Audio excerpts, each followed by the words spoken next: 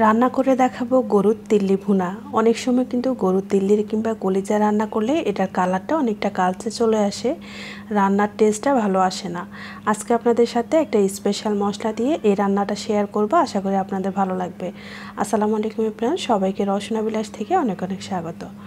প্রথমে আমরা কিছুটা গরম পানি করে নেব, তার ভিতরে আমরা তিল্লিটা দিয়ে দিচ্ছি।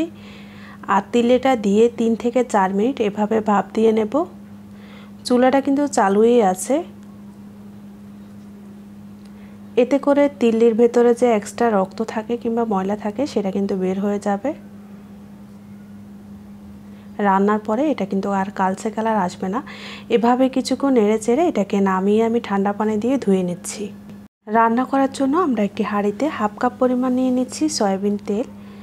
তেলের পরিমাণটা কিন্তু একটু বেশি ব্যবহার করতে হবে। আর দিয়ে দিচ্ছি আমি গোটা গরম মশলা, এখানে 2 টুকরা দারুচিনি, 5টা লবঙ্গ, 5টা এলাচ আর 3-4টে তেজপাতা একটু ছেড়ে দিয়েছি। আর দিয়ে দিলাম আমি 1.5 কাপ পরিমাণ পেঁয়াজ কুচি। পেঁয়াজটা কিছুটা নরম হয়ে আসলে অ্যাড করে দিচ্ছি রসুন বাটা 2 টেবিল চামচ। একই সাথে অ্যাড করে দিচ্ছি আদা বাটা 1.5 টেবিল চামচ। আজকে রান্নাটা কিন্তু আমি 1.5 কেজি গরুর মাংস এবং 3 লিটার রান্না করব, সেই অনুযায়ী মশলার পরিমাণটা অ্যাড করলাম। স্বাদ মতো দিয়ে দিচ্ছি লবণ, আর হাফ টেবিল চামচ দিয়ে দিচ্ছি হলুদ গুঁড়া, 1 চা চামচ দিয়ে দিচ্ছি লাল মরিচের গুঁড়া, 1 চা চামচ জিরার গুঁড়া, হাফ চা চামচ ধনিয়ার গুঁড়া, আর দিয়ে দিব একটি টমেটো। এখন সব মশলাটাকে ভালোভাবে মিশিয়ে নেব। এই মশলাটা যত ভালোভাবে কষানো হবে রান্নার টেস্ট এবং কালারটা ততটাই ভালো আসবে। অনেকে হয়তো টমেটো পছন্দ করেন না, তারা চাইলে কিন্তু টমেটোটা বাদও দিতে পারেন।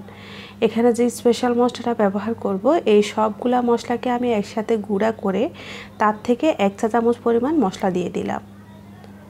দিয়ে এখন ভালোভাবে মিশিয়ে নিচ্ছি। এই মশলা দেওয়ার কারণে কিন্তু এটা গ্রানটা অনেক ভালো হয়। আর এই মশলার পারফেক্ট রেসিপি কিন্তু আমার চ্যানেলে দেওয়া আছে, চাইলে আপনারা দেখে আসতে পারেন। তিল্লির সাথে কিন্তু আমি কিছুটা গরুর মাংস ব্যবহার করব, সেজন্য কিছুটা গরুর মাংস অ্যাড করে দিচ্ছি প্রথমে। তারপরে যে তিল্লিটা আমরা ভাপ দিয়ে রেখেছিলাম সেটা দিয়ে দিব, দিয়ে মশলার সাথে ভালোভাবে মিশিয়ে নিচ্ছি।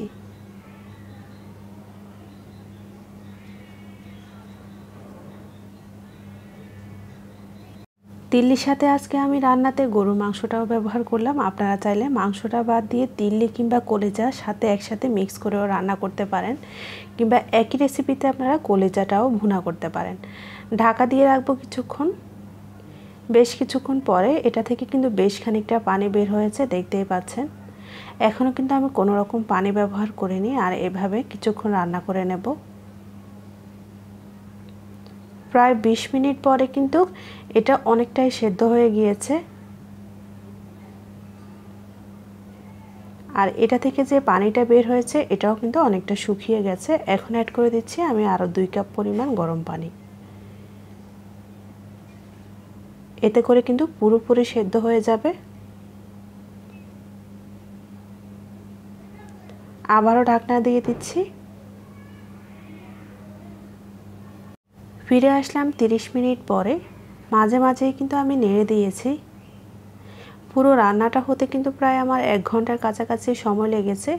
আর এই রান্নাতে চেষ্টা করবেন প্রথমেই লবণটা চেক করে নিতে, না হলে কিন্তু ভেতরে লবণটা ঢুকবে না। আর এই ঝোলে কিন্তু আমি নামিয়ে নিয়েছি, চাইলে কিন্তু আপনারা আরেকটু ভুনা করে নামিয়ে নিতে পারেন, কিন্তু এই ঝোলেই খেতে এটা বেশ মজার হয়। রেসিপিটা যদি ভালো লাগে অবশ্যই চ্যানেলটি সাবস্ক্রাইব করে রাখবেন। ভালো থাকবেন সবাই, আল্লাহ হাফেজ।